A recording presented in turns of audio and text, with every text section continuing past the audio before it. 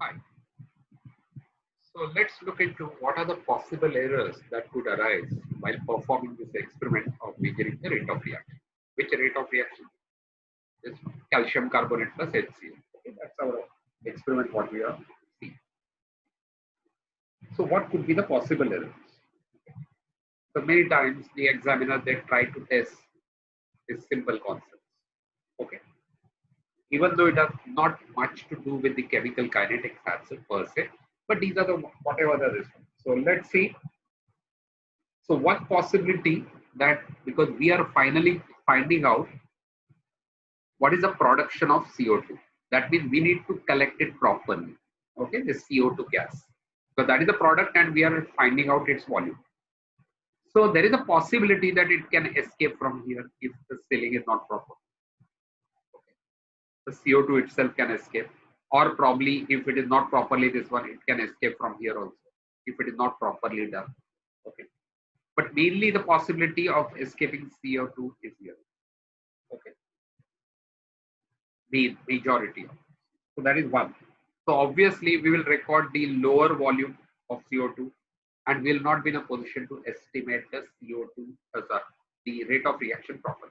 Okay. So I will say what is the possible escaping of or leaking of CO2. That could be one of the possibilities. Okay. What do you think another could be? Okay. Please remember that we have taken the calcium carbonate pieces.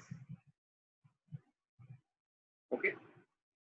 And there is a possibility that those sizing, okay, the pieces sizes may be different, and we have already seen that the rate of reaction depends on the size, okay, or we'll be seeing that it depends on the size of the reactant surface area.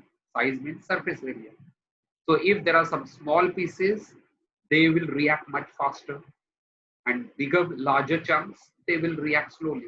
So that means there is not going to be any uniformity. Okay. So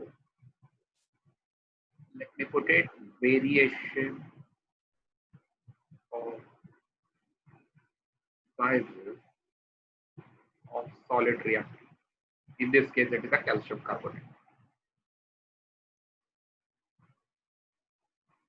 Limestone.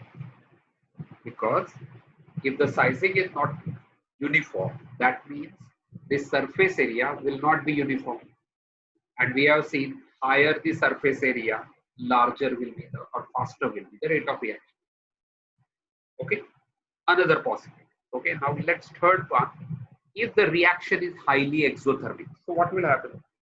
If the reaction is highly exothermic, this solution, okay, whatever is this solution, this will start getting heated up. Okay, and because of that, the temperature once it starts increasing, the rate of reaction will start increasing because we will be observing that.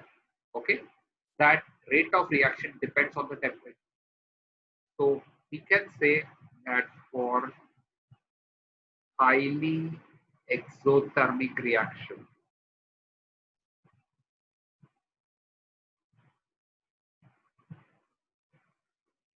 temperature, sorry, rate of reaction will be recorded higher.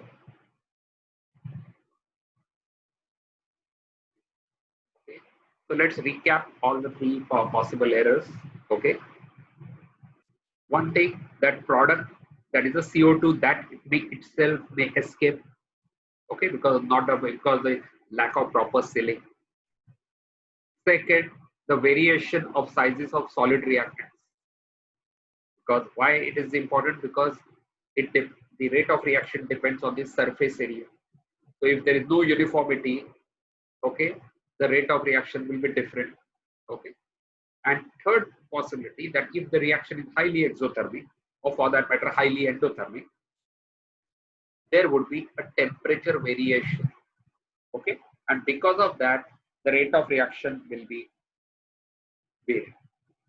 Okay, so these are the three possible major sources of error. There could be further this one, some more, but major sources of error are these three. Okay, so you need to ensure that it is properly taken care. Okay, fine. Hope this is quite clear to you.